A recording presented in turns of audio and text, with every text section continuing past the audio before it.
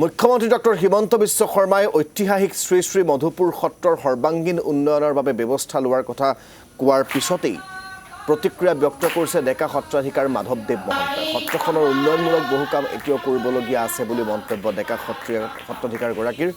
মধুপুৰ সত্ৰৰ বহু বিঘা মাটি বেদখল হৈ আছে। অসম চৰকাৰক এই ক্ষেত্ৰত দৃষ্টি দিয়াৰ বাবে আহ্বান জনায় ডেকা সত্ৰাধিকাৰ মাধৱদেৱ মহন্তই। এই সন্দৰ্ভত সবিশেষ জনাব আছিকুৰ ৰহমানে। মই এতিয়া অৱস্থিত আছোঁ পশ্চিমবংগৰ কোচবিহাৰ জিলাৰ শ্ৰী শ্ৰী মধুপুৰ সত্ৰত।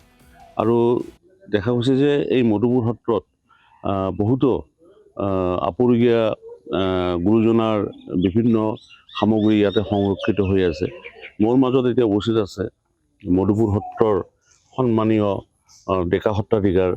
মই তেখেতৰ ওচৰত জানিবলৈ চেষ্টা কৰিম যে বৰ্তমান মধুপুৰ সত্ৰৰ স্থিতি বা মধুপুৰ সত্ৰ উন্নয়নৰ ক্ষেত্ৰত কি কৰিব লাগে সেই বিষয়ে মই জানিবলৈ যত্ন কৰিম।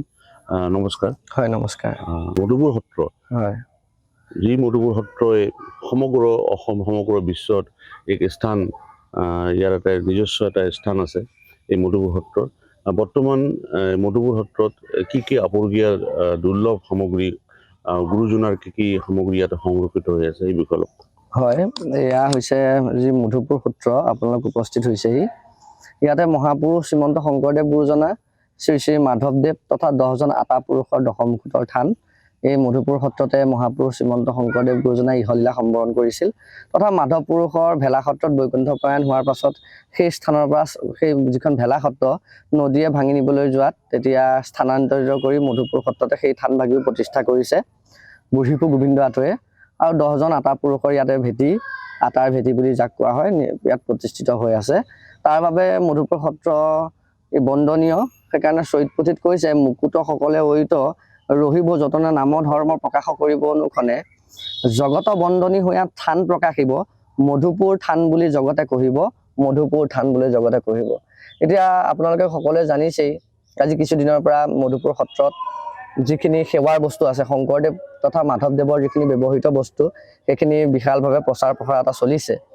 ইয়াত গুৰু শংকৰদেৱৰ তথা শ্ৰী শ্ৰী মাধৱদেৱ পুৰুষৰ অস্থি, তাত দুয়োজনাই ব্যৱহাৰ কৰা থাল বাচন, তাৰপিছত বৃন্দাবনীয় বস্ত্ৰৰ কিছু অৱশিষ্ট দহি টুকুৰা, তাৰপাছত তেওঁলোকে লিখা কাপ আৰু কাঠি, যাক এতিয়া আমি ক'ব পাৰিম মানে যিটো য'ত চিয়াহী দোৱাত ৰাখিছিল সেই পাত্ৰটো আৰু যিটো কাঠিৰে লিখিছিল সেই ভাগ সংৰক্ষণত আছে। তাৰ উপৰিও পাদুকা দুযোৰ আদি কৰি বিভিন্ন বস্তুখিনি আমাৰ গুৰু ইয়াত মধুপুৰতে সংৰক্ষণ কৰি ৰখা হৈছে। এতিয়া অসমলৈ বৃন্দাবনীয় বস্ত্ৰ অনাৰ কথা আপোনালোকে সকলোৱে অৱগত যে বৃন্দাবনীয় বস্ত্ৰখন লণ্ডনত আছে বা বিভিন্ন ঠাইত আছে। সেইখন অনাটো এটা আমাৰ অসমৰ কাৰণে গৌৰৱময় কথা হয়েই, কাৰণ গুৰুজনাৰ নিজৰ সৃষ্টি।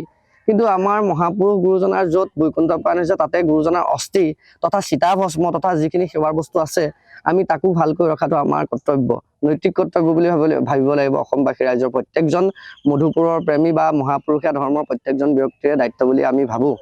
বাৰু সি যি হওক, এতিয়া যি কিপত বস্তু আছে তাৰ বাবে এতিয়া বৰ্তমান চৰকাৰে কালি নে পৰহি বাজেটত আপোনালোকে গম পাইছেই কিছু টকা আৰু আবণ্টন কৰিছে। সেইখিনি কামো অতি শীঘ্ৰে যিটো মাষ্টাৰ প্লেন তেখেতসকলে নিৰ্মাণ কৰিছে বা দেখুৱাইছে, সেই হিচাপত মাষ্টাৰ প্লেনটো আমাৰ ডেকা সত্ৰাধিকাৰ তথা ভকত বৈষ্ণৱৰ লগত দিহা পৰামৰ্শ মৰ্মে দেখুৱাই লৈ পেলাই সেই অতি শীঘ্ৰে এই বস্তুভাগ নিৰ্মাণ কৰিব লাগে। তথা সত্ৰখনৰ যিখিনি মাটি বাৰী আছে সেইখিনি এতিয়াতো সত্ৰখনৰ আচলতে বৰ মাটি বাৰী কম এতিয়া, কাৰণ এনেই মাটি বাৰী আছে, দখল হৈ আছে।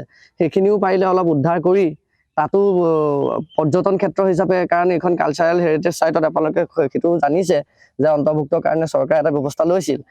ল'বলৈ হ'লে অকণমান জাক জমকতা লাগিব, দেখুৱাবৰ কাৰণে বিভিন্ন পৰ্যটক আহি পেলাই ইয়াত চাবৰ কাৰণে কিছুমান বস্তু নিৰ্মাণ কৰিব লাগিব। যেনেকৈ বৰদোৱা প্ৰকল্পটো শংকৰদেৱ আৱিৰ্ভাৱ ক্ষেত্ৰ হিচাপে নিৰ্মাণ কৰিছে, ইয়াতো গুৰুজনাৰ প্ৰয়াণ স্থান হিচাপে এইখনো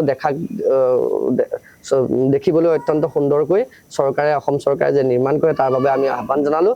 তথা আমাৰ মধুপুৰ যিখন সত্ৰ সমিতি, সেইখন সত্ৰ সমিতিৰ বৰ্তমান CM ছাৰেই হৈছে আমাৰ। এয়া আমি আপোনালোকক দেখুৱালোঁ এই ধুবুৰীৰ পৰা পোনপটীয়াকৈ এই বিষয়টো সন্দৰ্ভত যি প্ৰতিক্ৰিয়া প্ৰকাশ কৰিছিল ডেকা সত্ৰাধিকাৰ মাধৱদেৱ মহন্তই, সেই প্ৰতিক্ৰিয়া।